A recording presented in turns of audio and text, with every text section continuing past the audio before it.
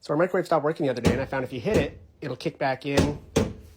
But if you close the door, it's enough vibration to stop it from working. So I opened it up, removed the little panel here. You slide it up and it pulls forward. Took a look, everything looked okay. So I tapped it with the panel away, and I found this little sensor right here, the thermal sensor. When it gets too hot, it's supposed to cut off, but it's not working anymore.